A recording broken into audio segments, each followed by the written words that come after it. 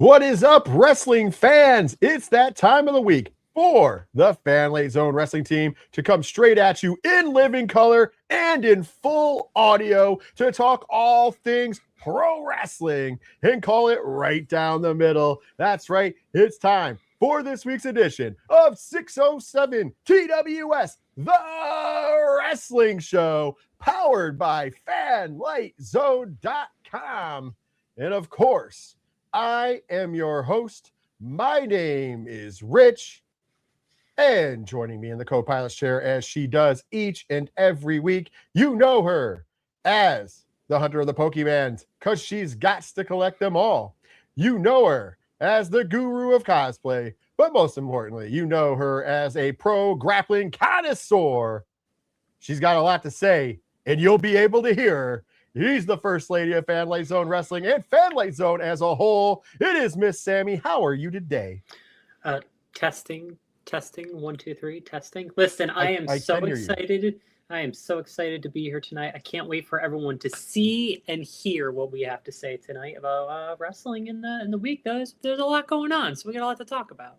Yeah, we got a lot to talk about. We got a recap at NXT. PLE. We got to talk about the road to WrestleMania, including what's going on with the Judgment Day. And of course, we are going to kick it. We are going to end the show hitting you with an AEW Revolution 2026 pre-show extravaganza, because that's going down this upcoming weekend as well. But before we get there, I would like to mention for all of you to head on over to the place that powers us. That's right, fanlightzone.com. QR code is above my head. So if you're watching us on a television right now, go ahead and click on that. If not, just head on over to fanlightzone.com when the show's over. Check out some amazing comic book reviews and coverage, as well as other pop culture stuff and pro wrestling. There's going to be articles and everything else going up.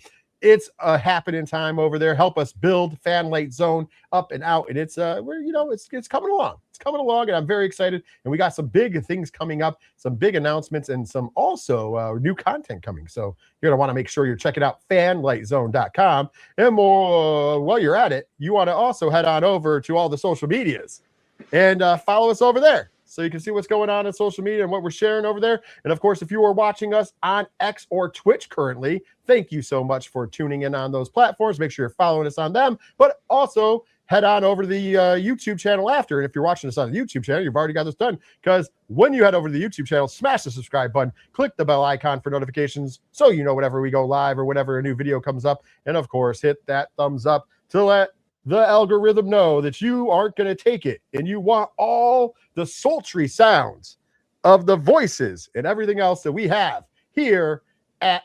fanlightzone.com. I mean, we've got interviews with people. You can hear what they have to say. You can hear what me and Sammy have to say about wrestling every Thursday night at 8 p.m. Eastern Standard Time, like right now. I mean, there's a lot of great things that you can hear when you tune in to Fanlight Zone's YouTube channel. Am I not right, Sammy? I mean, every interview we do is with full stereo audio.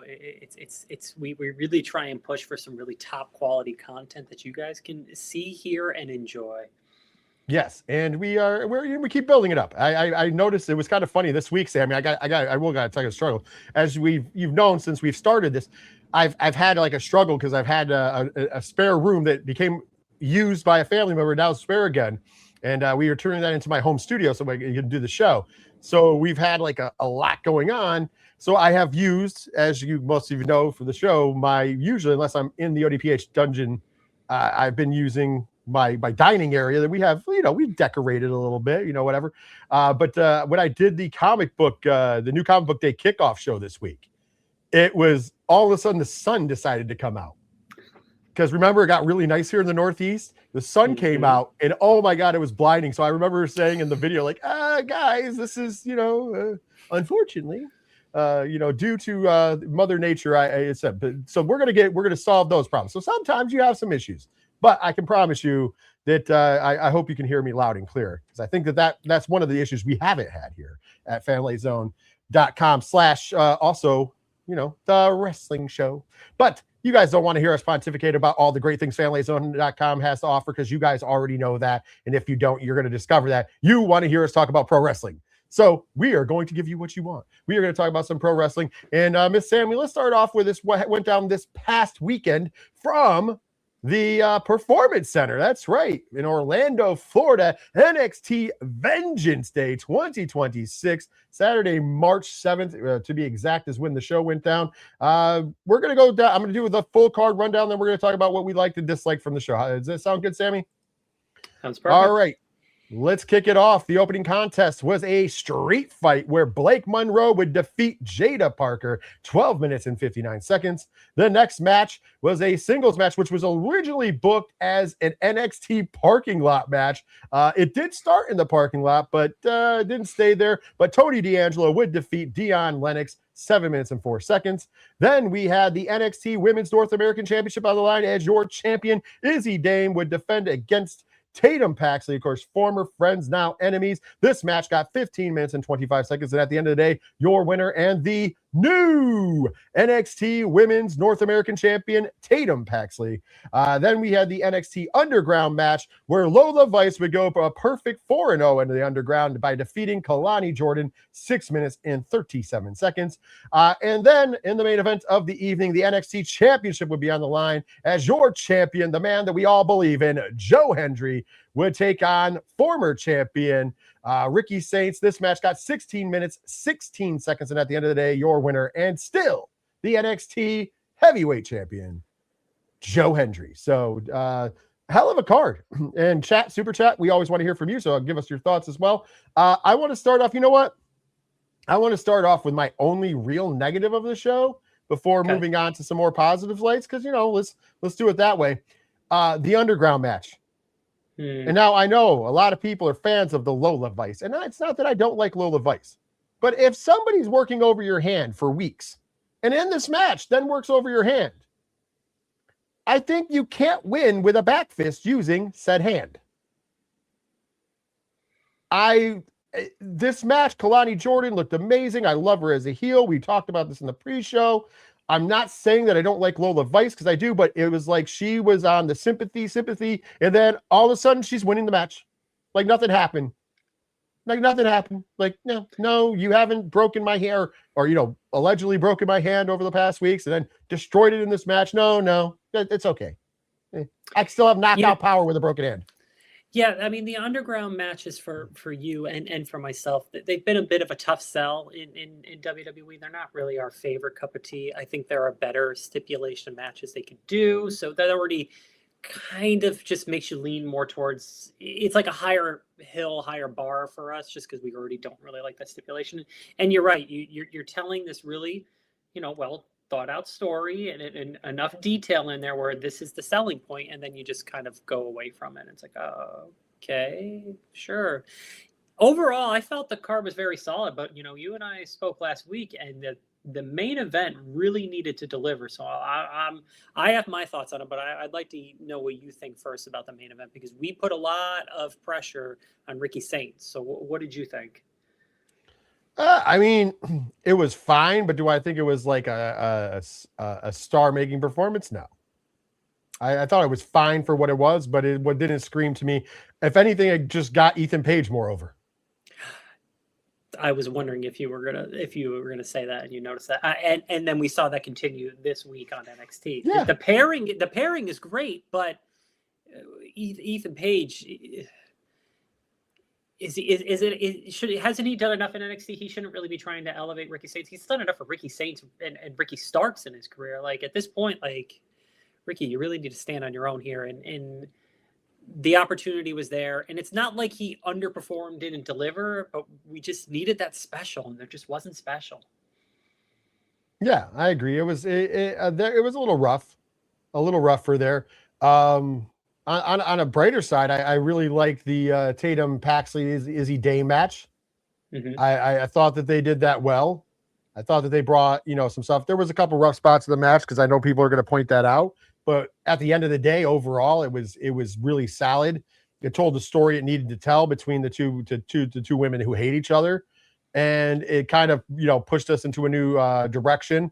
Tatum Paxley as champion works out for me. I like Tatum Paxley. I think there's a lot that she can offer. Not saying anything bad about Izzy Dame. I thought in this case, unlike Ricky Starks, Ricky Saints, it's a little Freudian slip. I think that Izzy Dame did show that she deserves to be in the talk of top women in NXT, which was a question, I think, coming into this. So I really think that match paid off for them. Tony D'Angelo and Deion Lennox was fine for what it was, but it wasn't what they booked. They told us we were going to get a parking lot, and it did start in the parking lot, but then it went in the ring, and it was just a regular match pretty much. And, Tony D going over is the right move because, the biggest thing out of it is Tony D's over like a son of a bitch. Mm-hmm. So, that's good. And last but certainly not least, Blake Monroe and Jada Parker was probably, even though it was the opening contest, that was what I was feeling. That hardcore match that we said that we've seen Blake Monroe in before and can excel in. I think she proved why she excels in that match, and she looked great in the match. Jada Parker continues to just get over and make more people love her. So I think that was a big bucket of win all the way around. Your other thoughts on the show, Sammy? Yeah, overall, I did enjoy the show. Please don't think I'm poo-pooing on the show. I thought this was a very solid show. Another great NXT, showing and with a lot of fun. I think really what it boils down to is we all know the state of the men's roster in NXT. It's very barren right now, and this was an opportunity for Ricky Saints, and we know he can do it. And we think about some of the highs in his career, especially some of the highs that we saw in AEW. We're just looking for that in NXT. We're just looking to see that energy, and we've gotten flashes of it, but it's just not there yet. And hopefully it's coming up because a pairing with Ethan Page, it should certainly help, but it just shouldn't really be necessary. Shouldn't need the crutch at this point. Agreed. And listen, NXT knows. Jeff Michaels is down there. He knows. Proof of which there's 3 women's match on the card. Where the bread and butter is down there. Like NXT is very firmly an all women's division carrying the show. And mind you, the NXT Women's Championship wasn't even on the line. Yeah. We had all 3 blood feud matches at Vengeance Day, with one of them with a belt on the line. And that was the NXT Women's North American title. So the secondary title on the line. And I have no problem with that. I think it was better for it, even though I am not a big fan of the Underground and what happened in the Underground match. Because, listen, Josh Barnett's Bloodsport is a thing. And it does the same match way better. After you see Bloodsport, you can't go out here and watch Underground and be like, oh, wow, that was great. That's one of my takeaways. That's one of my other problems with NXT's Underground match. But, even with that being said, I still thought that it was good that you had that feud. And it really did get Kalani Jordan more over. I don't like the fact that she was knocked out with somebody with a broken hand. But, like, heat-wise, Kalani Jordan, who we all thought was a natural baby face, comes to find out she's a heel. And it's great. And I think she can work babyface too, but she's a heel. Damn good one. Just my takeaway on that one. Overall, though, I'm with you. It's a solid show. It wasn't like one of the best shows of the year. I don't think we're going to go back to this at the end of year awards and go, oh, yeah, this was the PLE of the year. I don't think that's even in the discussion, but it did what it needed to do. It was entertaining. With the exception of one match where I still thought that there was some service there, obviously getting Kalani Jordan a little over, just didn't like the booking of the match. But as far as the match went, it was fine. Just don't also like the style of the match. Once again, pointing out that Bloodsport's a thing. But other than that, another solid outing for NXT, doing some big things and proving that even though, yes, you could always benefit from an Oba Femi or a Javon Evans or, anybody else that we've seen go up, they still find a way to pull it off. And like I said, leaning on the women's division seems to be the way, and it seems to be a good winning program, in my opinion. All right, let's move on though, because as we do every week, before we talk about AEW, we have to talk about the road to WrestleMania, because the road to WrestleMania we are firmly on. We got the last PLE before then, Elimination Chamber, so now we're on the road. And we got a little bit of we got a couple stories. I'm going to save the "I told you so" in a bad way moment for last. Let's start with the one that's bringing all the asses in the seats. We talked last week about Pepsi Phil and Roman Reigns having their wonderful promo in the ring. And we got a call back to that this week as the Usos demanded CM Punk apologize. And in pure CM Punk style, he apologized. And I loved it. It turned into, once again, you have to treat the audience like we have eyes. And I think that's one thing that CM Punk in particular does. And when he's firing on cylinders in a promo, he does. And he did it here. We saw him say, I'm sorry, I apologize. And then he went, I apologize that your cousin used you. I apologize that he doesn't give a damn about any of you. I apologize that, instead of him being here confronting me, he sends his young boys to come out here. You're still just lackeys. And I loved it. And I loved it. And I understand. I love the Usos. I like Big Jim. I like Jay. But it wasn't that long ago that they've been carrying Roman Reigns' bags, and they're carrying him again. And instead of insulting the audience and going, but it's different because now the yeet movement's going. Now the tribal chief is a baby face. You throw it right back in their face and go, no. We all have eyes, and you guys can continue to be the young boys. That's fine. I choose not. I thought it was a great promo. Sammy, your thoughts?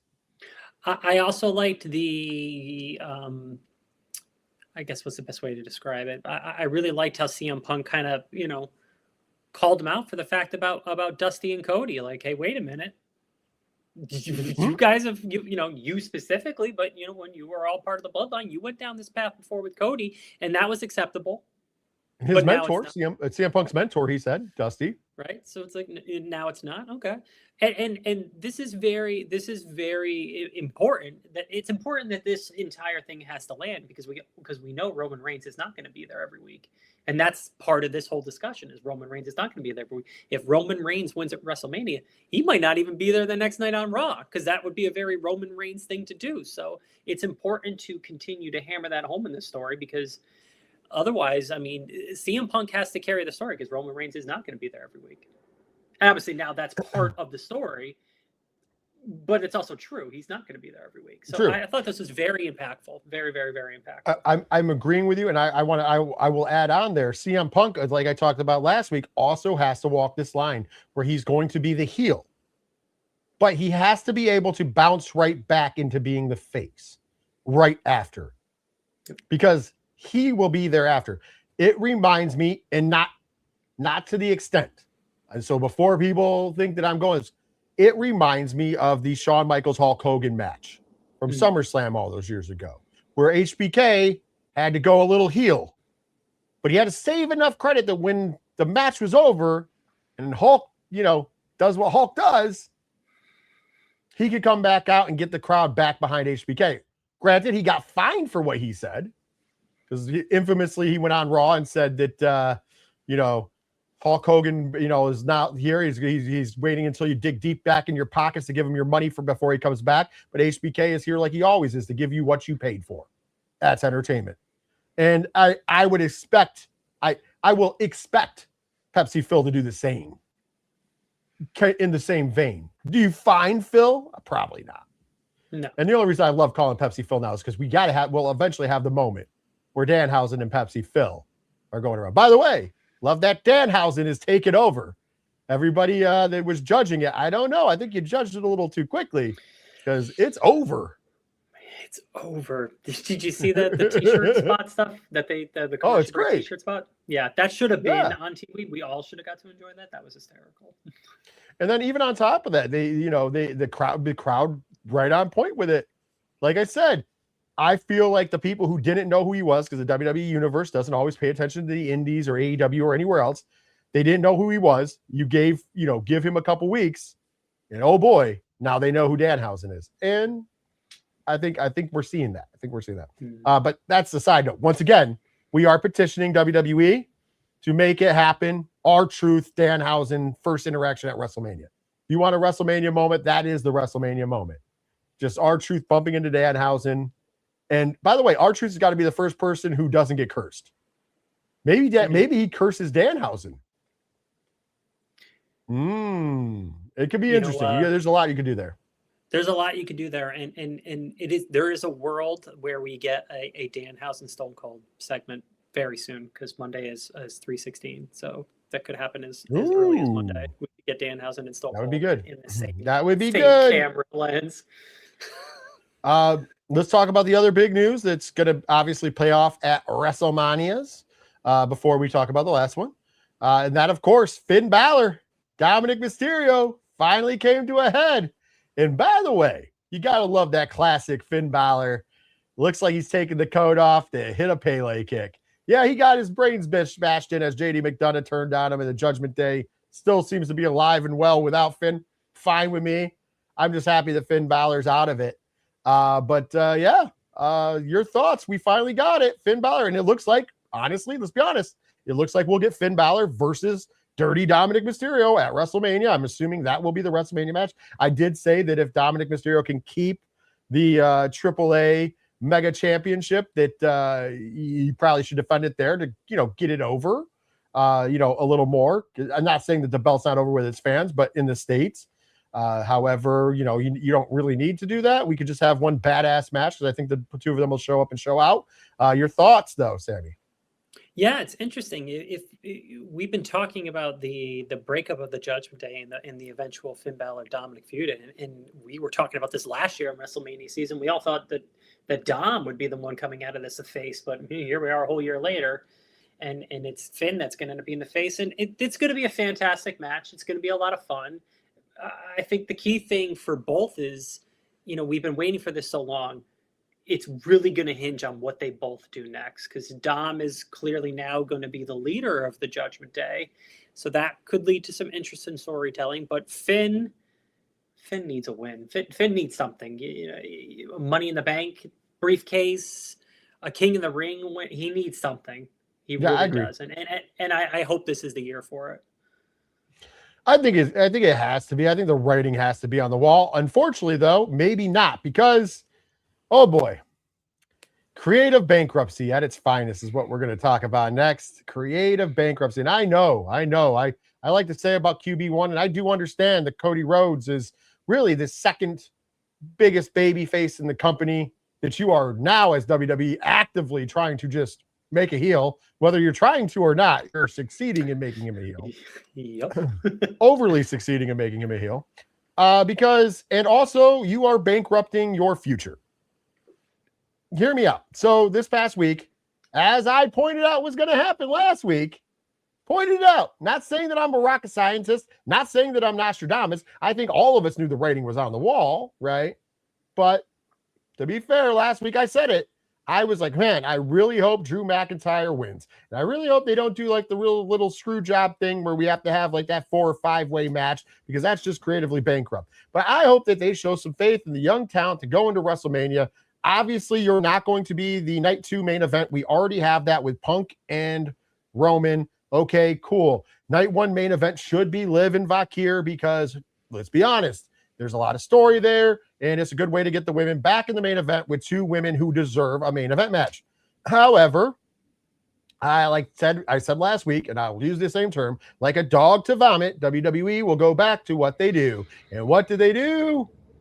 They made Cody Rhodes the WWE Undisputed Champion. So it can be Cody Rhodes versus Randy Orton, presumably as your night 1 main event, because why wouldn't they? Why wouldn't they?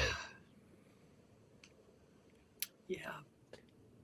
And my creative bankruptcy of this is one thing. It follows simple suit. If you're smart, and we talked about this because there's, tread on the tires. And we know after Cena retired, the number 17's out there. I'm not saying he's going to be 17, but Randy Orton could be the 15-time world champion with a win at WrestleMania. So I would assume, if I was a betting man, you'd make him champion. Well, a match with Drew McIntyre elevates Drew McIntyre's stock. Drew McIntyre just drops the title to Randy Orton at Mania. Enough said. And then you can build to a program between Randy Orton and Cody Rhodes for SummerSlam, which is a 2-night affair. That would be what I would do, because then you have a real build to it. And I get there's history. You don't need a ton of build to it, but you could do a real build to it where then you can either make Cody Rhodes a heel, or you could keep him a babyface and do babyface versus babyface at SummerSlam, and then he can win, lose, withdraw, whatever. Because then at least we get the 15th title reign that the fans seem to want. The fans were excited for. Now we can still get that, but it's going to be over Cody Rhodes, who just won the belt. And on top of that, you're throwing away a lot of story opportunity. And for what? Because you think that Cody Rhodes versus Randy Orton is a better match? Granted, there is more story there, but what does that mean for everybody else on the undercard that we keep talking about? Drew McIntyre now doesn't have a WrestleMania moment. LA Knight currently does not have a WrestleMania moment. Where are these guys going to fit in when they need to get shots at championships? Gunther, who presumably will be the one to retires Brock Lesnar at SummerSlam, considering he is the New Age legend killer. He's the retirer. Currently does not have a WrestleMania moment lined up. But God forbid Cody Rhodes doesn't win again. And this is the problem. This is why Roman Reigns suffered for years. This is why John Cena suffered for years. This is why all these, when they just keep shoving one person down your throat. Now, if you're trying to make him a heel, okay, there's better ways of doing it. There but are better ways, yes. But I don't think that's what they're doing. I think they're just so creatively bankrupt that they're just turning him heel on complete accident. And if you really want the heel turn to be complete, you'll have him beat Randy Orton at WrestleMania. So therefore, the crowd really will hate him, because I guarantee if he comes out in Vegas on Monday night after WrestleMania with the Undisputed Championship, oh boy, you are going to get one of those Dominic Mysterio levels of boos for him. It'll be like, remember that time Roman Reigns came out after beating The Undertaker at WrestleMania and didn't get to say anything for 11 minutes? That will be what will happen, mark my words, if Cody Rhodes wins the championship, or it defends that title at WrestleMania. Your thoughts, Sammy? We talked about this. I don't remember if we talked about it on the show or if we just talked about it offline, but it boils down to, why did you even swap the title to Drew in the first place? Why? You could have just left it on Cody. You actually could have used the Royal Rumble and Roman still could have won the Rumble, but you actually could have used the Rumble to set up a program for all these guys. That's really what the Rumble does sometimes. Like, it not only just declares who's going to WrestleMania, you can set up other feuds. You can keep telling these other stories. You could have really started the story with Randy right at the beginning of the year. I'm entering the Rumble and I'm going to win the Rumble. And he could have said right then and there, I'm going after Cody. He could have started right then and there. He could have just completely, they did it with Roman Reigns saying, I'm going after Punk. I'm not going after Drew, I'm going after Punk. You could have done the same thing over there. So either way, you could have set something up for Drew. You could have set something for LA Knight, except all you did was you set up Roman, which is fine. That's important. You need to do that. But you could have already established months ago that it was going to end up being Cody and Randy. Randy would have won the Elimination Chamber. Okay, fine. But you already could have been telling that story. It already could have been very compelling. It already could have been competing for a Night 2 main event instead of being thrown together now. And then everything else along the way. There's been reports this week that Braun Breaker might be causing some issues because he might be healthy in time for WrestleMania. I hope that's not true. I hope that's just rumor and innuendo. I really hope that WWE will just start firming up this card for these other guys, because it's just really not fair at this point. Because some of this stuff could already have been done. Braun doesn't strike up anything, because if that's the case, Braun, you switch chips. Braun versus Seth Rollins. It writes itself. Like you have that built in. You know what I mean? Well, Seth and Brock also makes sense now too, because Paul Heyman could just come out and say, "Well, you beat me up, so I'm calling him my guy," and that works. Which I'm glad. Whatever you want to do, just do it. Because here's my thought: just keep Braun off of WrestleMania. I agree with that. Because SummerSlam is supposed to be the WrestleMania of the summer. So start building that now. Start preparing for that now. Oh, they're not going to do that. That's smart. Yeah, they don't do smart things. Yeah. But here's my big issue. It just screams of sloppiness and bankruptcy. Yeah. Well, yeah. Because here's my thing. If this was your end game, if Cody versus Randy was your end game, And I maybe, and granted, there's been a lot of moving pieces. There's been a lot of injuries. There's been a lot of things. So give it credit. But if this was an end game anytime between, before Royal Rumble all the way until now, which I think it was. Because by then we knew that, because Braun Breaker wasn't going to SmackDown to challenge for the WWE Championship, right? So, we can say that any of the injuries, the major injuries, whether it was Braun or Bronson or Seth, those were all on the Raw side of things. Those were all not going to affect the undisputed WWE Championship match, right? So you can't use those as an excuse. So here's what should have happened. You just keep Cody champion, because this is how you could have made WrestleMania even more exciting. Think about it this way: Roman Reigns wins the Royal Rumble. Now he shows up on Raw in the ring. You have CM Punk, the World Heavyweight Champion. You have Cody Rhodes, the undisputed WWE Champion. Right? So now Roman's coming out to decide. You have his biggest rival of all time in Cody Rhodes. The last time we saw Roman and Cody in a WrestleMania ring, Cody Rhodes dethroned his record title reign and became the WWE Undisputed Championship. If you don't think that bothers Roman Reigns, that's wrong. I mean, in character, I'm sure it does bother him in real life, but you know what I mean? You are wrong. So instantly you have that built in. And then CM Punk and him, until they did that great promo, which I'll get to, you thought that they were at least okay with each other. You know what I mean? That is where, imagine that promo still from Roman about he hates him, right? Could you imagine that with Roman sitting there and with the two of them in the ring and he starts cutting that promo? We would have all assumed he was talking about Cody Rhodes.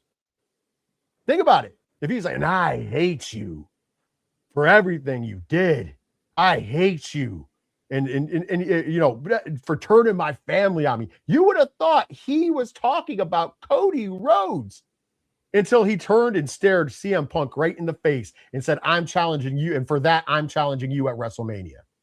Oh my God. Could you, once again, I'm not saying it wasn't a great segment without it, but could you imagine that build as the crowd thinks that Cody Rhodes is the guy he's going to challenge as his promo goes on, because he's not saying who he's talking about, even looking at Cody? You know what I mean? In Cody doing the normal Cody, oh man, I'm in trouble. You know, that face he gets, I might be in trouble. Well, yeah. Right. And that's Monday. And then you go into Friday night. And what's the first thing that kicks off the show? It's a Randy Orton and Cody segment, and it's immediately, I'm going to the chamber and I'm coming after you. Well, no, yep. But you do it. So here's how I would have done. You would have done that, and then you would have gone, but you would have done it respectfully. Hey, you're my friend. I love you. I mentored you. You know what I mean? I brought you up under me, but just to let you know, I'm going to shoot you right between the eyes. I'm getting into that elimination chamber because I have made it my goal to become the 15-time champion at WrestleMania. I didn't get it done at the Royal Rumble. I'm going to get it done in Chamber. So then you fast forward to Chamber. He wins. Cody Rhodes comes out celebrating with his friend saying, okay, well, we get the fight. You get the Mania stare down. You get the hug and everything. It's his friend. And then, boom, RKO out of nowhere. Not because he's a heel, but because you got to be silly. I told you what's going to happen. And then that's what you do. You have Randy cut a similar promo that he did on SmackDown right after, but in that case, he's cutting it right at Cody. Hey, Cody, it wasn't because I want to turn on you. It's because I told you. I am serious. And no matter how much our friendship is worth to me, no matter how much I love you, no matter how much I appreciate you and respect you, at the end of the day, I'm going to walk out of WrestleMania champion, and you just happen to have that bullseye on your back. And I'm sure that's the promo we're going to get this upcoming Friday on SmackDown, and I'm sure we'll get an RKO and everything. But you could have already been building this, so at this point in juncture, we'd have been a couple weeks in, instead of having a throwaway title run for Drew McIntyre. So now the counter is up to 2 throwaway title runs for him. Right. I feel bad for Drew. I really do. Yeah. Because he already could have been working on a really strong WrestleMania program. Instead, now they have to scramble and put something together for him. And I feel bad for him. He's worthy. Or get left on the card. Yeah. He was worthy of a title run. He truly was. And he was worthy of a WrestleMania main event. He is. But you could have done all this and it would have just made a lot more sense. And then you touched on something that I do want to swing back to. And I agree with you. Braun Breaker, if you want to have him come out as a surprise to spear Seth Rollins in half at WrestleMania, that's fine. Or the Monday after. I just don't know about putting him in a match, not because I don't think he deserves it, but because, however, if you did make a match between him and Seth, I'm fine with it. I'm assuming it's going to be Seth versus Logan Paul still. I think that's the direction they're going in. However, you mentioned something that I did like, especially if what the rumor and innuendo going around the internet is of course, and what I'm talking about is there is a heavy rumor that the alleged Oba Femi versus Brock Lesnar match that we thought we were getting at Mania and possibly is a little interesting now because it's appearing or it's being reported that Brock Lesnar is refusing to put over Oba Femi. That he's refusing. Now, mind you, take these reports with a grain of salt. Of course, yeah. Right. We really don't know. It is a rumor. However, I'm going to treat the rumor as this. If that is so, because it is what it is, we'll find out. If it is true, though, if that set is true, then I think that's where you need to switch strategies real fast. And what I mean by that is yank the Oba Femi match. Do not put Oba Femi against Brock Lesnar, which has not been official yet. Just don't do it. And then I would agree with what you said, Sammy. Then switch gears and have Paul Heyman go out to stick Brock Lesnar on Seth Rollins. Seth versus Brock at Mania. We've done it before. It doesn't matter if Brock. So if Brock wants to beat Seth Rollins, it's perfectly fine. Once again, Braun Breaker running in and doing a spear when it looks like the Beast Slayer is going to once again slay the Beast. Costs him the match. I'm fine with all of it. It works for storyline. It's exciting. I dig it, right? But if it's true and Brock is the only way I want to see Brock versus Oba is if Brock is eating the pin. Because you should not be bankrupting your future to appease somebody who is going to be leaving. And WWE does that far too much. Far too much. And if you're worried about him not wanting to do the JOB at SummerSlam, he's going in there against Gunther. I think if Gunther wants to choke out Brock Lesnar, he's going to. And I'm not saying that Brock is not a tough guy. As we all know, he's one of the baddest men on the planet. However, he is susceptible to the ground game. Just look at his UFC track record. Well, and also if you do the Vision can take on the Usos for the titles. That's gives them a title shot in a main event match, which is fine, or not a main event, but a WrestleMania match, which is fine. I'm fine with all that. I wouldn't be really surprised about the Brock Lesnar and Oba Femi rumors, and here's why. That's exactly how Brock started on the main roster. If you think about it, it was supposed to be a Monday Night Raw King of the Ring qualifier. Stone Cold was going to lose to Brock, and that's what kicked off the rise of Brock Lesnar. If you think about it, the real rise of him was that, all because Stone Cold didn't want to put him over. And why didn't he want to put him over? He's like, listen, I'll do it, but you can make it make sense. And at this point, could you really make enough make sense with Oba Femi and Brock Lesnar? I mean, and it's not that I don't believe in Oba Femi. It's not that I don't think he's over with the crowd. But what has he really done to cement himself on the main roster? Really not much. They haven't really done much. But that's the problem yet. Right. That's the problem, though. Him losing to Lesnar is going to bury him. Right. And I hate using the word bury. Yeah, and him beating Lesnar doesn't really make a whole lot of sense either yet, just because Oba really hasn't done much of anything on the roster. But it does. Think about how Paul Heyman booked Brock Lesnar for this match.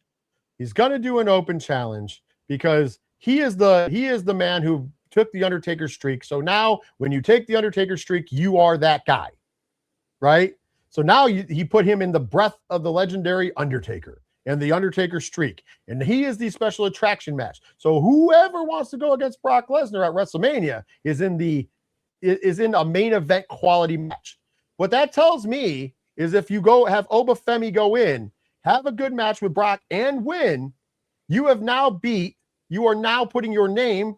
That's what they're associated in wrestling. Yeah. Perception's reality. The perception is that you have now beaten a guy who is on the level of the Undertaker, which Brock, is, and who Brock Lesnar is, and that is a career-making match. Losing to him, although people could argue, well, losing to him, Rich, though, means that it's still a big deal. But yeah, he's on his way out. Losing to him just proves to everybody, like, okay, he was just a flash in the pan big man that we just had Brock Lesnar walk through.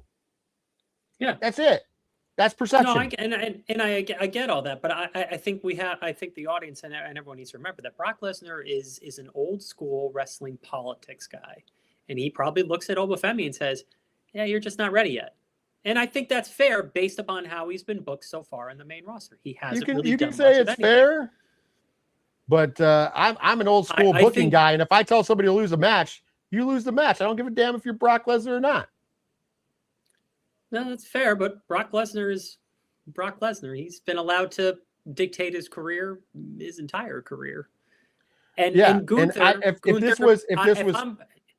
I'm in the head of Brock Lesnar, I'm saying I'll lose to Gunther. He's earned it. I'm looking at Obafemi and I'm like, he hasn't earned it yet. Yeah, but you could build that career. If I'm looking at a smart veteran who wants to make a legacy, you could build a career of this kid that then you can strap yourself to. Because think about it. You just said, he got most noted in the early parts of his career by Stone Cold walking out. Well, here's the thing. If you put over Obafemi and Obafemi has the career that we all expect him to have, Brock Lesnar can be like, well, I skyrocketed his career because I was his first big win at WrestleMania. That, believe it or not, is something that guys brag about. Mm-hmm. I made that guy. Because when he didn't have a big win, I was his big win. That put the rocket strap to the back and just sent him to the moon. And here he is now, and that his legacy then is tied to his legacy. And that is what guys usually look for. That is the exact same reason the argument of losing to Gunther is now your legacy is Gunther is now retired, a who's who of Hall of Famers, right? Goldberg, Cena, AJ. If he retires Brock, that's a hell of a name in there. And in between there, you could retire Rey Mysterio or whoever else. It's going to be guys on that hit list are going to actually be, it makes it more robust, if you will. However, I think Ken M is on to something. Ken M says Brock versus Kit Wilson is the match to be made. Well, we're also assuming that Brock is going to retire. Yeah, maybe not. I think hearing how he's been talking, I think he is. I think that if we're also the biggest argument that I would make is if we were talking about 5 years ago with Brock Lesnar, and I'm not talking about him being in shape, I'm talking about optics. We're not talking about Brock Lesnar even 3 years ago. We're talking about Brock Lesnar, who is being ran through the mud and will continue to be run through the mud in these upcoming months, as there is a very big trial that he's all over. You know what I mean? So whether he's guilty of something or not, that's up to somebody else that's not named Rich to decide. However, think about it. He's not in the public eye as a positive thing. Like he's a controversial figure. He's not getting the pop. He's not getting any of that. So why wouldn't you want to build up the guy who is? It's just, in my opinion, I can see, but I just don't think. I think if this is the case where he refuses, then change ships. We could have Obafemi in there with a guy like I'll tell you what, Drew McIntyre would probably have no problem putting him over, and it would be a big match for both because Drew McIntyre understands putting people, you know what I mean, in that position. There's a lot of people you could put out there with him that would make sense if he doesn't want to do the job. This is my personal thing. I just don't think Brock Lesnar should have the juice to call shit after what, literally the shit he's embroiled in. I think WWE made a big misstep, and Triple H and everybody, because they're so far up kissing, someone else's ass, because they probably want WrestleMania on the lawn of the White House, that they haven't stopped and went, oh yeah, the crowd isn't really reacting to that man the way that they should because of other things going on. Just saying. But then again, they don't know how to read a room. Remember when they were chanting Karrion Kross's name and he thought they were chanting Brock Lesnar's name? He knew they weren't. It's just Triple H is full of his own shit. And that's why he's failing. Is because he thinks he's a better booker than he is. And he's not. Just like he thought he was a better wrestler than what he was. And I'm not disparaging Triple H's in ring work. I believe he's a Hall of Famer. But I also believe that he had a lot handed to him because of who he was fucking. And I don't think that you can disprove that. Ask Booker T. Ask anybody. Ask anybody who he buried when he was doing the Reign of Terror. He wasn't diddling the boss's daughter. What's he going to do? And what he's going to take offense to that? It would hurt. It's like JBL at One Night Stand. That would hurt if it wasn't true.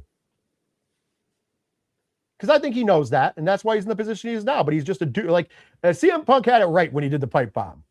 The doofus son-in-law is now in charge, and we sang his praises because he was doing a decent job. I think he was doing a decent job in spite of himself because he was handed the hottest storyline of all time with the Bloodline and Cody Rhodes, and he almost fumbled that because they were going to allow The Rock to come in and have a match at WrestleMania instead of Cody. So remember, he didn't succeed there. He actually failed because he was going to allow The Rock to fight Roman Reigns at WrestleMania 40, despite the groundswell that everybody wanted to have. It was only when the crowd turned, and whether he, it's not The Rock's version of the story, and the version that Triple H has co-signed was it was The Rock's decision to pull himself out because of the groundswell, not Triple H's. So whether we believe that bullshit or not, that's the record of how it was put on Unreal. The Rock gets the credit. So once again, now you're not just that, you're an idiot because you're giving somebody else the credit if you were the architect of it. But that's enough about Triple H, because I could sit here and just it's easy at this point, juncture. Shitting on Triple H is easy as shitting on any of the talking heads that think that Danhausen got $11 million a year and is a main event. Yeah, and we have a lot of road left to WrestleMania and a lot of things unsettled on that road to WrestleMania. So stay tuned next week and the next couple of weeks, because we're going to keep talking about it, because it's some muddy waters right now. Oh, the muck is getting thick. It's getting thick. But you know where there's not muddy waters? In AEW. Oh man, that was a perfect segue for you. Let's dive in, because let's be honest, AEW Revolution is right around the corner. As a matter of fact, that will be going down. Sickos rejoice. We told you we're going to be spending some time on this. It goes down this upcoming Sunday from Los Angeles, California at the Crypto.com Arena. So yeah, we are here, and I have gone on record as saying, and I'm going to say it even before we start, this is probably the most anticipated AEW pay-per-view I can remember, possibly since the first ever pay-per-view, which was Double or Nothing a long time ago, back in 2019.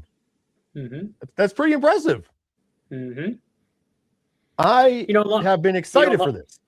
Yeah, along with that, there were some reports on Willie Ospreay is on the right track to be coming back. We heard about AEW Plus, the newish streaming service. I mean, it's been out for a while, but now they are making some big time enhancements to it, which is going to really allow you a platform to watch AEW if this whole WB deal with internationally at first. For now, let's be fair. Now, By the way. ODPH wants so Ken M wants to say, nice segue, Sammy. Heard that loud and clear. There you go. So thank you. He's jumping in. He's jumping in the chat. But I want to point out, thank you for pointing it out, but we do have to say AEW Plus as of right now is international. However, I do like your point. I think that there's something there. I agree with you. I think that this is also a good in case of emergency, break glass, and we have somewhere where we can put content. So I agree. Yep. I love that take on it. And I have heard a couple other people, you did put it very well there. And I do agree. But as of right now, we have to be keeping it 100. Keep calling it. Yeah. It is only internationally. But it could be. And once again, I don't want to have that. There is that shadow. The shadow is looming. We now know that it will be Paramount that is buying WBD, And as we said, when we found out about that breaking news, we will be keeping our eyes on it because, as I just mentioned, there's some connections to some other places, and it could get ugly. It could, but we will be keeping our eye on that. But until then, let's focus on the positives here, because AEW Revolution, I think, is a very big positive. Maybe some people don't agree, but sickos rejoice because I'm on board with this pay-per-view 110%. I have never been more excited, like I said, probably since the first ever pay-per-view, which was Double or Nothing all the way back in 2019. I have not been this excited for a AEW pay-per-view. And why? Same. Because they built a card. We have said this since November to right up till now. They have been doing a great job. Now, did they hit on everything? No. I did detract for some of the things that they did not hit on everything. However, nobody is going to. You can't bat 1,000. It's not going to happen. Think about it. The best baseball players, if you hit 300, you're considered godlike in a season, right? That means in layman's terms, you only hit the ball 30% of the time. Right? I think AEW is hitting well above 50% at this current moment. And it's a real threat. And that's why maybe there will be some backdoor dealings with the Paramount deal. And that's what scares me because, let's be honest, they're firing on all cylinders currently. And they've created a card that I think is good. And I know there's going to be some of the universe fans and some of the AEW haters. They're going to tell me that I'm full of shit. Guess what? You can. But when we go through this card, prove me wrong. Prove me wrong. There is a couple matches where you scratch your head, but even some of the undercard matches, I'm like, this match makes sense and it's good. So without further ado, let's break this damn card down, give our picks. Of course, chat, super chat, jump in. We want to hear your picks as well. We're going to start off. We have, as of right now, the card is looking at its normal 13 matches. That is one of the downsides. Yeah, I am still judgmental about that. However, we'll see. They have announced that 2 of them will be pre-show matches. Historically, they've had about 4. If they don't add any matches and just take 2 more off of the main show and put them on the pre-show, I think we're in a good zone. That means we'd have 9 main show cards.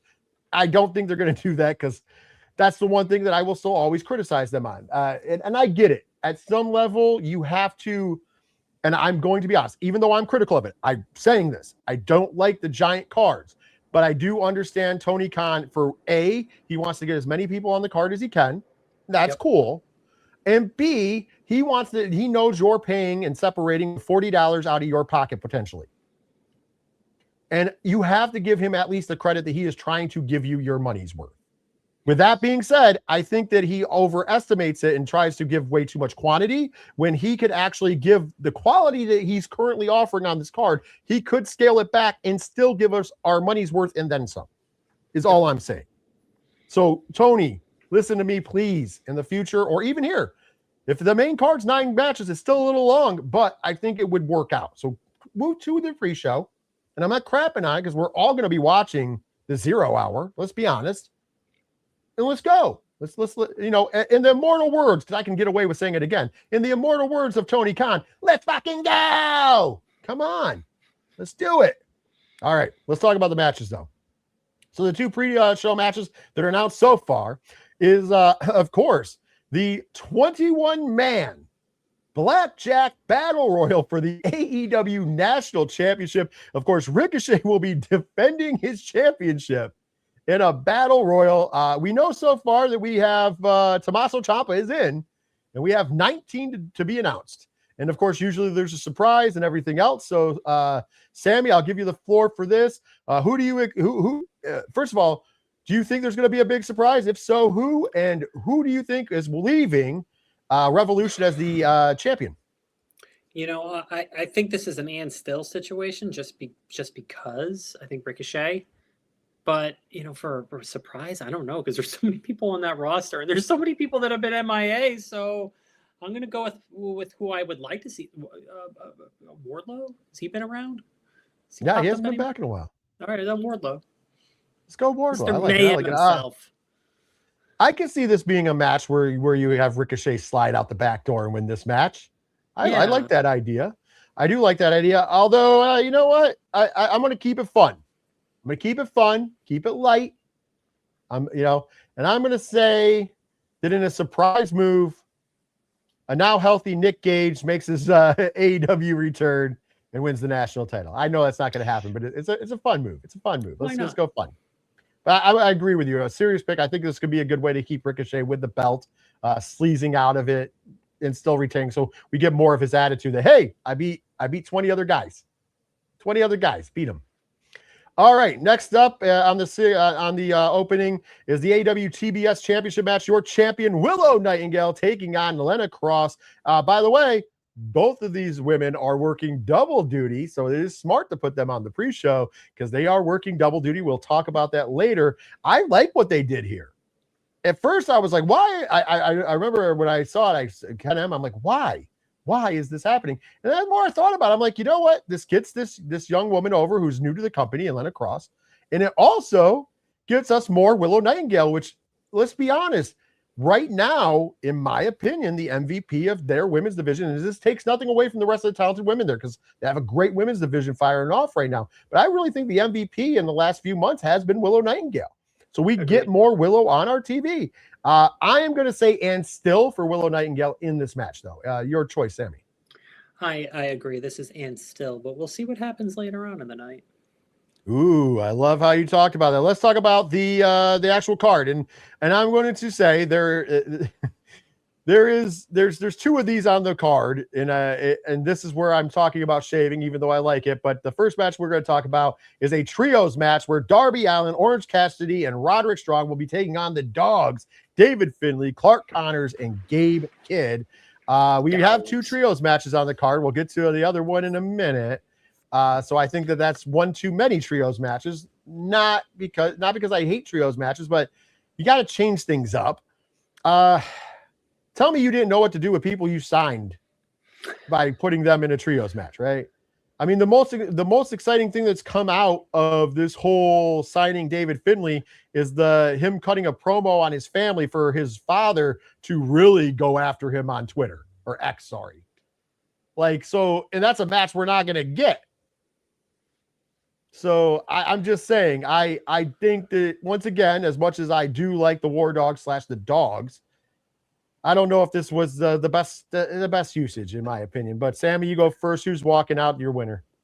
Well, I think the Dogs have to walk out the winner, and hopefully this is where they get their mouthpiece in the Road Dog, Jesse James, joining the Dogs, because you need all the dogs. But no, I think the Dogs win here and try to establish something. And maybe, I mean, they have trios titles in AEW. Maybe that's the route they go for now, and there's enough trios, ish teams in AEW to really kind of make that division strong for a period of time. Obviously, all these divisions within all of wrestling, have their stronger years and weaker years. So maybe this is the year of tag team and trios wrestling in AEW.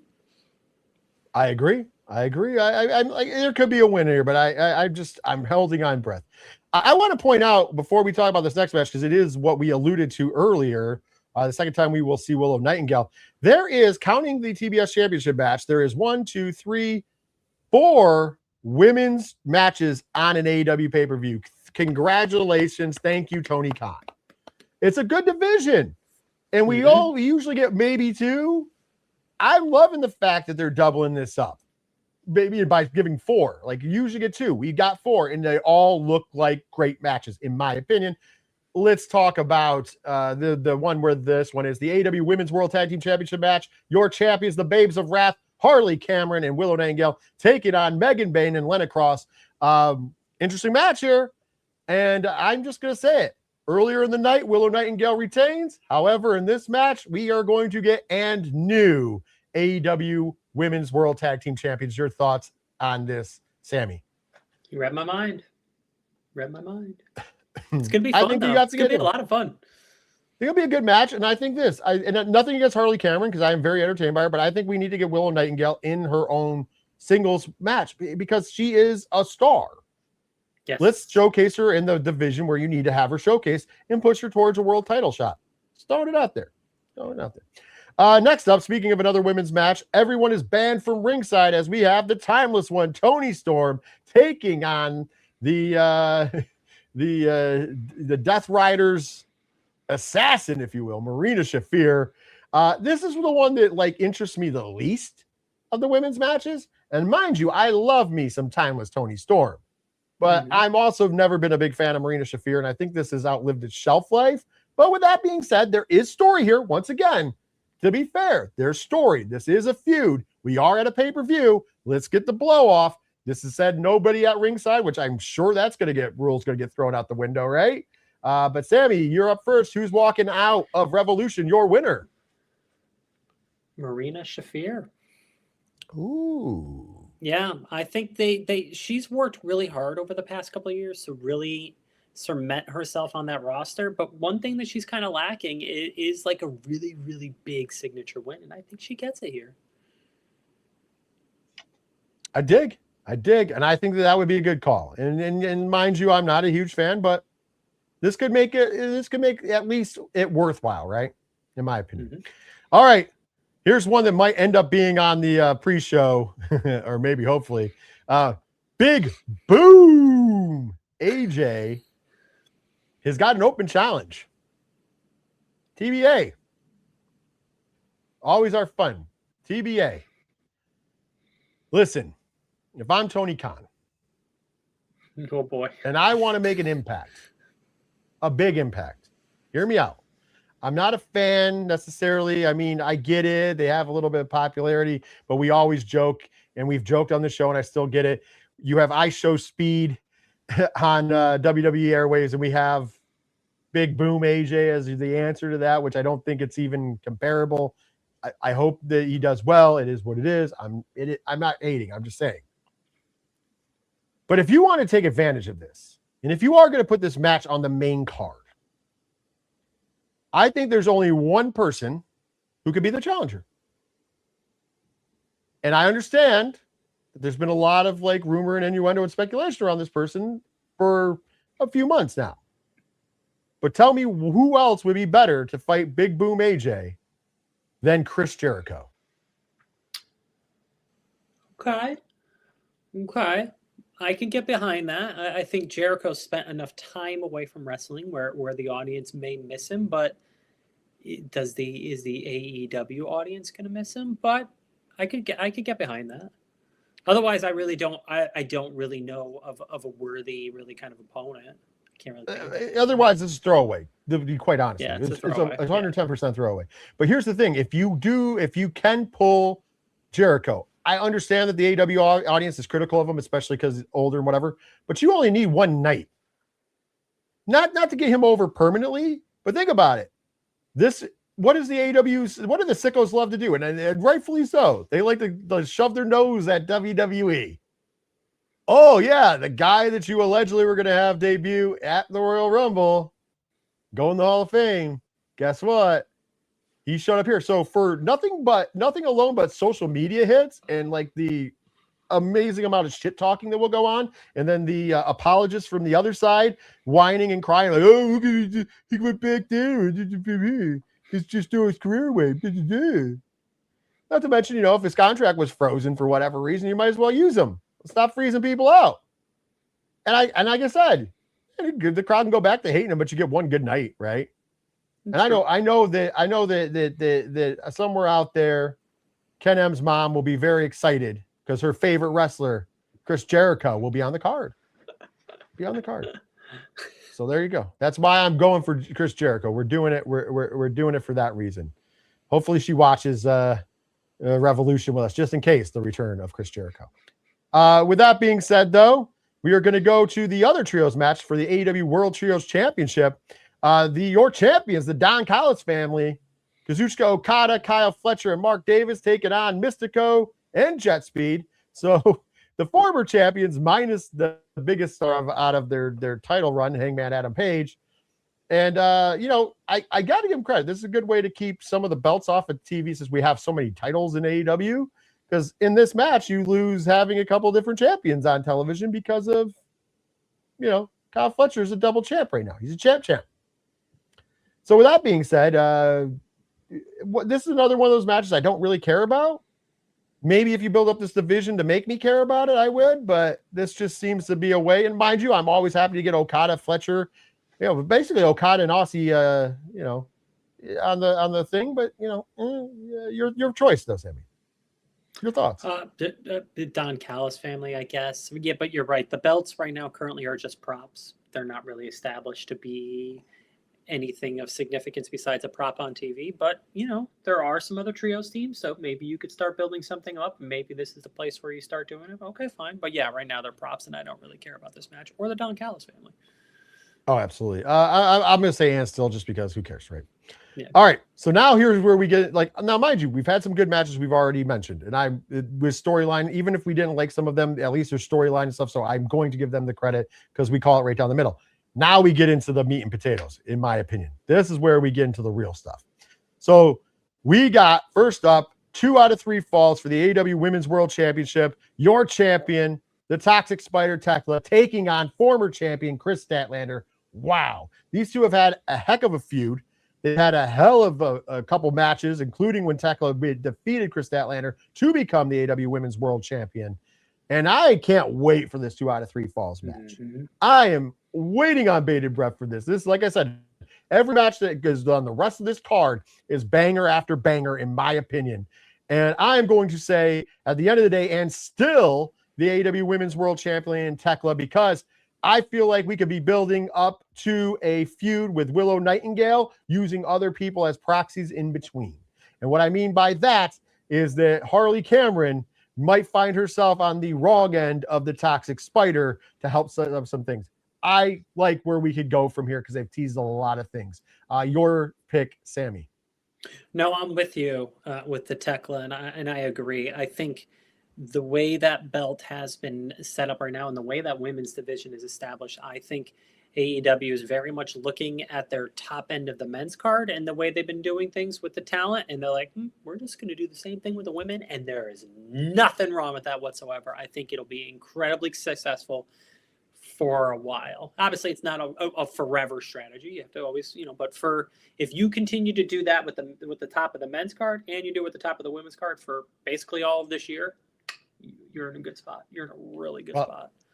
Well, unfortunately, we'll eventually get Mercedes Moné back, and that changes the whole landscape, Sam. Well, yes and no, because I mean, she could really play the role of the MJF. True. I mean, she could, but will she? We'll find out. Yeah, well, I just had to throw it out there. All right. Next up, speaking of two people who we love, the man that I call the franchise, Swerve Strickland, taking on. Talk about striking when the iron hot. One of the most over people in the company due to recent stuff. That, of course, big bad Brody King. So we get Brody King, Swerve Strickland. This is going to be a fight. This is going to be a classic banger, if you will. And I am here for it. Some people are like, well, why didn't you go with this? It makes perfect sense. You did Kenny and Swerve. You had that end how it happens. Now you got Brody King to be the guy who's going to be he's the Punisher now. You think about it, Brody King is out here to be the Punisher. Win, lose, or draw, he's out here to give people the reckoning. And I like that gimmick for him. And then you have the franchise player, Swerve Strickland. We're getting him on pay-per-view. We're putting him in a high-profile match. This is giving a rub to Brody King because, obviously, I just said it, Swerve Strickland is the franchise. And it's a big match. It's going to feel like a big feel because if, we just had Brody King, who did defeat MJF, very quickly to only lose to him, which we were very critical of, which is fine. We have the right to be. But that still goes against the fact that Swerve Strickland can be in line for a title shot because, hey, he's beat Kenny Omega. Then you're going to beat Big Bad Brody King, who's already beat the world champion. That lines you up. I feel like that's a big bucket of win. And as I just said, I think Swerve Strickland's walking out your winner. Sammy, your thoughts? I agree. However, I do see a lot of scenarios where Brody King could win this. So I think, but I do think Swerve wins. I don't think it's clean at all, though. At all. I think it's a very, very dirty win, which it should be.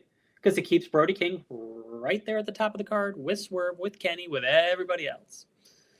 And I'm if you want to blow the roof off the place, you have the dirty win. And I don't think he's ready yet. But we know he's coming back eventually. What if you have Will Ospreay come in and get him Swerve shit, just to get him out of Brody King's way? Right. You're the roof will blow off the place. There is a respect between Swerve and Will. You don't have to have, and I'm not saying have Swerve attack Will Ospreay at this point, because you don't have to do that. You can just have Will go like, "What's up, man? What's going on? I've been out, and this isn't you. What are you doing?" And then just have Swerve just blow him off and walk out of the ring, setting it. It lays the seeds for a future date, and it blows the roof off the place because nobody's expecting Will Ospreay on the card. And it makes sense for Ospreay as well as a character because he's been Mr. AEW. So it just totally makes sense to come out and say, "Hey, what are you doing? This is not how we do things in AEW. This is not how you do things." It makes total sense. Last we saw him, he was the mediator between Hangman Adam Page and Swerve Strickland. So it makes perfect sense for him to come out and do that mediator job. Like I said, it would be a great way just to blow the roof off the place because the place loves seeing Ospreay. And I love seeing Ospreay. And it's a good way to keep him involved. Oh, come on. Yeah, that's true. All right. This next match, I think, could be one of the sleeper matches of the night, quite frankly. Andrade El Idolo taking on Bandito. I know there's some people out there that are going to be like, well, why do you say it's a sleeper pick? Listen, I go back watching wrestling, and I'm not saying this to put myself over, but I remember watching La Sombra wrestle. This is a dream lucha match. Bandito is as good as it gets as a luchador. Not taking anything away from anybody else, but he is tremendous. Andrade El Idolo, do your homework. Tremendous luchador. If he taps into some La Sombra, which it looks like that's what they've been teasing for one night to take on Bandito, we're going to have a lucha dream match on our hands. I like what they've done to build it up. I like what they've been doing with Andrade. I think it's a big bucket of win across the board. Sammy, your thoughts on Andrade El Idolo versus Bandito? Well, and if you look at it from the standpoint, WWE has been pretty dominant in the headlines of lucha wrestling with their new ownership. Well, not new ownership, but their ownership of AAA. So here's an opportunity for AEW to go, well, you make a lot of headlines. You have done some really nice things with it, but we can go out there and put on an absolute banger match that everyone in our fan base is going to see, because that's one thing that's been missing from WWE. Not everyone in their fan base has completely bought in on the AAA stuff. I think they probably will eventually, but you could do it here, and AEW's entire fan base will buy into it. Andrade El Idolo with a huge win to keep him right at the top of the card. And 100% agreeing with you. I'm picking Andrade El Idolo to keep him at the top of the card because they've done a great job of building him up since he's been back. Kudos to the booking team on that. Even with he loses, he still looks good. You're still keeping him strong. You're still keeping him at that top in that main event picture. And I think that's where he belongs, and he seems to be embracing it. I really feel like this is the best version of Andrade we've seen since NXT, in my opinion. Yeah. He's finally found it, and hopefully he just continues to do it, and whatever it is, and whatever baggage and this, that, whatever, it's behind you now. Keep riding this wave. And possibly the match of the night scenario here. No time limit. AEW Continental Championship on the line. Your champion Jon Moxley taking on the Alpha Konosuke Takeshita. Oh man. Like, if you have opponents that are meant for each other, and we've seen this chemistry, we've seen them wrestle a few times now, and it's never, and I mean never disappointed, and I expect this not to disappoint. I expect this, mind you, on a night of long matches, this is the one long match that I'm super okay with. Because I have to say, if you're going to call it no time limit, this match needs to go minimum 35 minutes. Because the time limit on the match normally would be 30 minutes for a Continental title match on pay-per-view. So you need to make sure it goes over the 30-minute mark. I think that these two will deliver for more than 30 minutes easily. Easily. And it will also be the most hard-hitting match you've ever seen. Honestly, I am super excited to see this match ran back. If they win an hour, I don't care how late. I mean, I know that I talk about how long I think, but I don't know. I don't care. Listen, for these two, cut every other match short if you have to, and let these two wrestle the whole pay-per-view. And every other match can get 2 minutes. I don't care. And I'd still say the pay-per-view was a success. I say, though, man, I'm so torn in this because logically, I think that Takeshita needs a big AEW win. We've talked about this before. Yes. We have not given him the big AEW push, and he definitely is a main eventer. He is a guy who should be challenging for the world championship. However, storyline-wise, it might be more interesting to finally drive that final wedge into the Don Callis family loss. And that final wedge would be Kyle Fletcher turning on him. And the reason I say that is because, Kyle Fletcher is still in his thing with Okada, and kind of Takeshita, who is best friends, right, with Kyle Fletcher and the Don Callis family, has been pushed to the curb. I think, hear me out, if you have Takeshita finally ready to take out Jon Moxley, 32 minutes into this match, and Kyle Fletcher takes out Takeshita and allows Jon Moxley to defeat Takeshita, I think that sets up a great TNT Championship feud between Kyle Fletcher and Takeshita, involving the Don Callis family, making the Alpha the face that he needs to be at this point because the crowd is already behind him. And you can even bring in, hear me out, the Death Riders, because you can have Jon Moxley say, you've earned my respect and I don't like how they've treated you, so we've got your back. Because they've already become kind of faces, de facto faces in a lot of ways. So we got your back. And that could also, or because Jon Moxley catches his back, that could lead to the rest of the Death Riders finally going, okay, and ousting Jon Moxley. Either way, there's a lot of cool story bits you could get off of the Takeshita loss, although I would like to see him win. So I'm open for the story and for the future, so I am going to go with Jon Moxley retaining due to Kyle Fletcher interference. Your choice, Sammy. Yeah, this is one where you kind of have to pick with your heart, and I really would rather the Moxley win, just because if it does lead to the breakup of the Don Callis family, we are kind of tired of it. So, yeah. And I want to see Takeshita. It truly is. It is a coin flip. I still think it's the best way to make Takeshita the most over guy. In a loss, he could, in a feud with Kyle Fletcher, he could end up being where he needs to be. And I think that's what I think that they need to push him to the moon and put the rocket. I've said it's a strap the rocket to him because Takeshita is a guy. He is one of those people who can make rocket on Kyle Fletcher, and we still don't really get why. Well, yeah. Well, this is a good way anyway, to take we're getting off topic. I was gonna say, well, Takeshita could rip that rocket off him and take it for himself, and then we'd be okay, right? All right, we got 2 matches left. And the first one up is the match for the AEW World Tag Team Championships. Your champions, the FTR, Cash Wheeler, Dax Harwood. Of course, they got Stokely in their corner. And they're going to take on the greatest tag team of a generation, the Bucks of Youth, the Young Bucks, Nick and Matt Jackson. And as we said before, and we've been very such this, since the Young Bucks are back in this elite fold, it's like the Young Bucks of old. It's like they're doing things the Young Bucks way. The Bucks, and it has helped. Yeah, but it's helped out the tag team division because now all of a sudden we've gotten some energy. I know you did your eulogy for tag team wrestling last year. Maybe it's come back. Maybe now it's not on life support at least because we're getting one of those giant tag team matches for the AEW World Tag Team titles. 2 of the best teams who have done it in the last decade and better, going against each other, who have great matches with one another. And I expect another great match right here. But Sammy, you get to be in the hot seat first. Who's walking out of Revolution, your AEW World Tag Team Champion? You know, I'd like what you brought up there, that this is a real big moment for tag team wrestling in AEW, but just tag team wrestling in general. And I hope that this match does feel fresh because these guys have gone at it a lot in the past. And we need to see other teams be able to hang with these guys, which has been a big issue in AEW. Is no one's really been able to hang with them in a tag team where there's been some great tag teams in AEW, but no one seems to be able to hang with these guys. So circling it all back, though, we got a match, we got some titles on the line, and I think the Bucks of Youth are champs here. I think they win this match. I 125% agree with you. I think the Young Bucks are walking out AEW World Tag Team Champions. It's going to shoot a dose of adrenaline right into the tag division. I think that there's enough heel tag teams out there that has been built up that is going to give the Bucks a lot of ways. I mean, they just brought back Private Party as pretty much a heel tag team. They're going to be heels, let's be honest.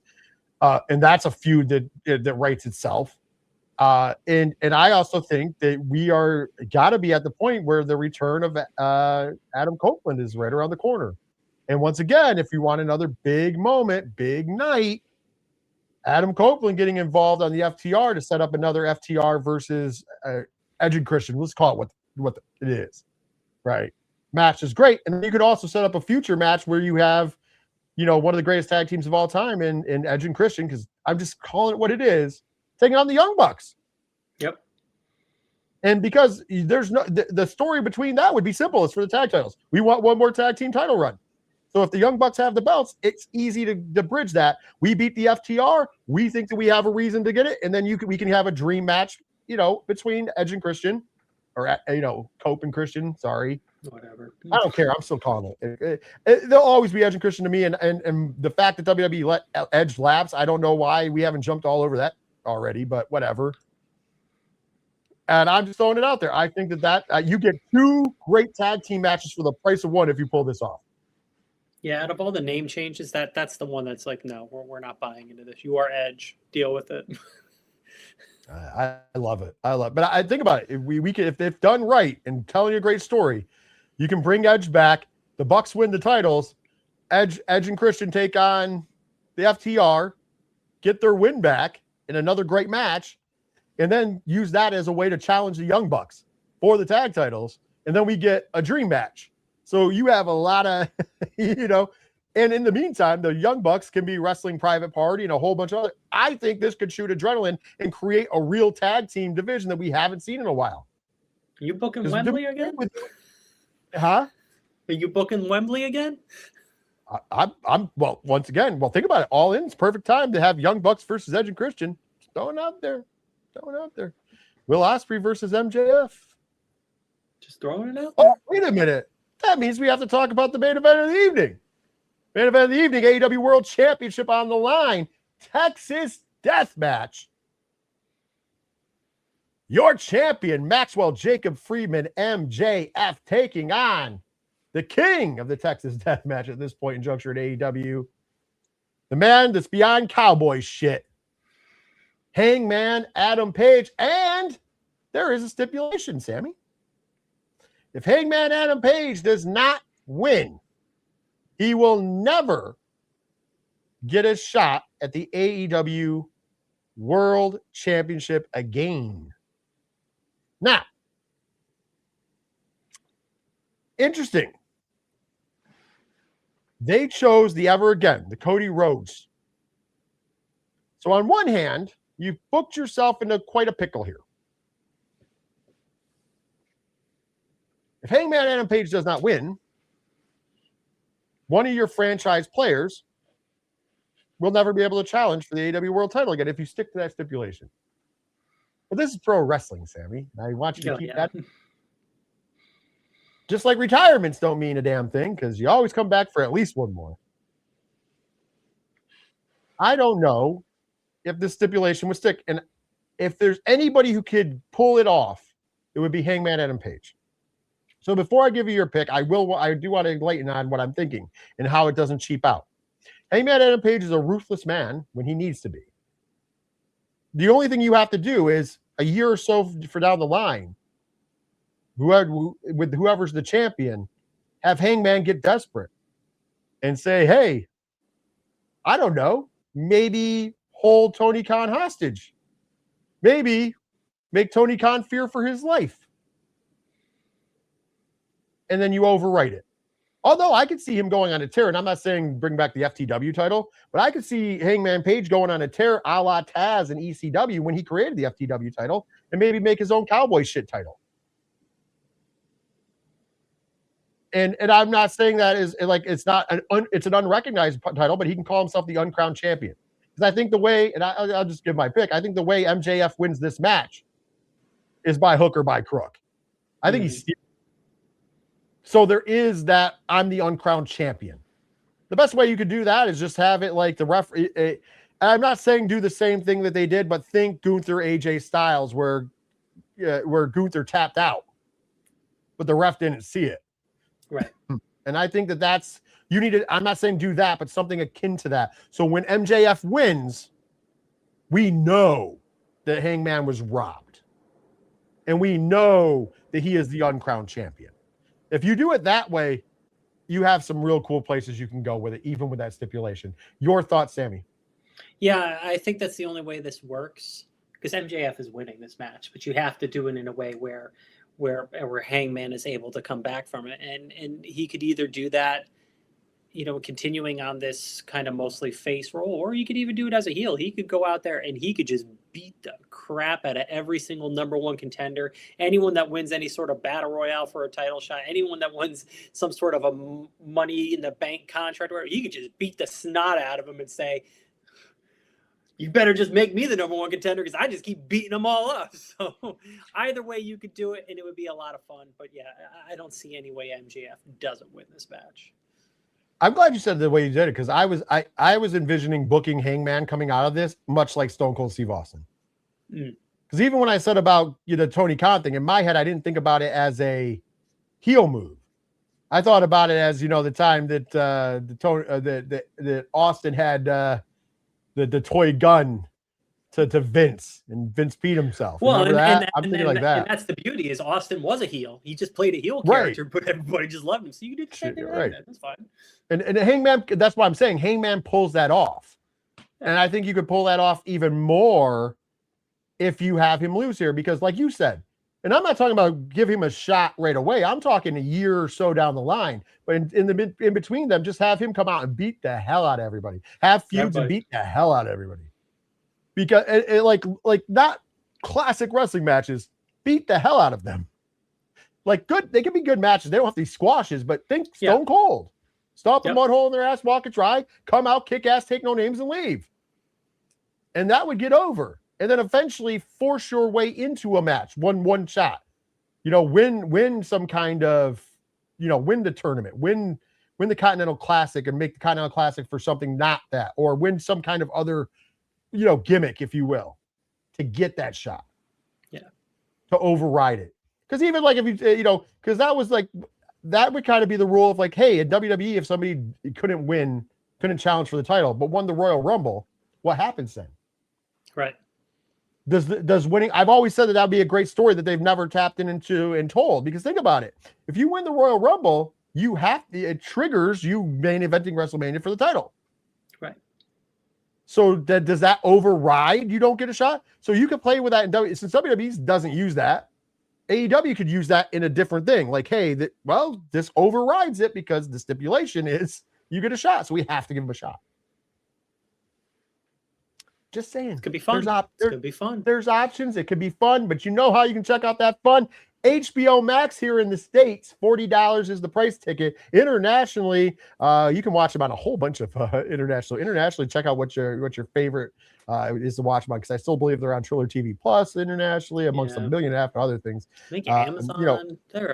You can, if you can't find this, you don't know what you're doing. Yeah, and I've always said it. So you know what? If you are unhappy with the wrestling atmosphere, and maybe you gave up on AEW, I think this is a pay-per-view maybe you should give a shot to. Because as much as we are dealing in a world that, and we're not even going to start harping on it, I'm just going to mention it in passing because we've harped on it enough. In a world where WWE just keeps getting greedier and greedier and charging more and more, and we're starting to now see the backlash, which we were talking about this 6 months ago, Sammy. 6 months ago, in Better, we were talking about how the backlash would come, but we even said back then it was going to last a while because, everybody would still be whatever. But now we're finally starting to see some of that backlash. We need a viable competitor brand. And I'm not saying to tune into AEW's Revolution because it's, just out of defiance. No, they have built a card that is interesting. They have built a card that for the first time in company history, I think from top to bottom, whether I like the match or not, every match seems to have a story behind it and something to gain or lose from it. And there's a lot of cool opportunities for a lot of competitors in this world. It should be rewarded. So if you have been on the fence about giving it a shot, I think Revolution is a perfect night to give it a shot again, because I think you will be pleasantly surprised, because I think no matter what, we've always said it, they've overperformed inside the ring. So you're going to be guaranteed that. But I think the stories that are coming in and coming out of Revolution are going to put us on the road to Wembley. And I think that we are in a really good place as fans of the product with AEW currently. Yeah. I'm not saying everything's perfect. I'm just saying it's good. Yeah. No, AEW, there were a lot of critiques that persisted for a long time. You know, the production, overall production of the show wasn't working. The overall booking of the show wasn't working. The overall booking of the venues wasn't working. They have worked to correct these issues. It is a very good looking product now. It presents very well on TV. It presents very well in the arenas that they're booking. Everything looks good now. And now they're telling compelling stories. There's only a couple of gripes really left with AEW, the bloated roster and the marathon pay-per-views. But this is the first time we have a marathon pay-per-view that I am very excited to watch from start to finish. So they're doing the things that we asked them to do. Are they going to do it all? No, they're not, because Tony Khan's still in charge of it. But that's okay. Well, you know, here's the thing, though. Giving credit, Tony Khan seems to be listening and taking notes from not just and I'm not saying he's taking them from us, but he's taking them from everybody in general. And friends at New York Comic-Con, you know. Yeah, very possibly. But here's the thing. I think that Tony Khan has done a good job of assessing and changing certain things. And there were certain criticisms that have been fixed. And I think that he's continuing to fix those criticisms. Like I said, is it perfect? Absolutely not. But nothing is. But I feel like that him and the company is making everything a work in progress.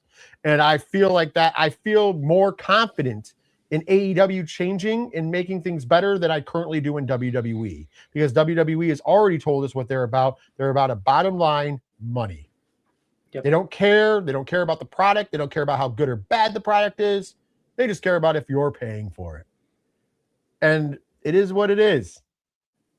So, and I'm not saying that that's the reason just to watch AEW. Do what you want. But if you find yourself bitching about WWE week in and week out, and you're not willing to give this card a shot, no, I'm sorry. This is one of the best ones we got out there. And I think that you have to give it a shot.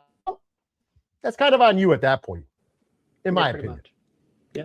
So, well, with that said, that's brought us to the end of the show.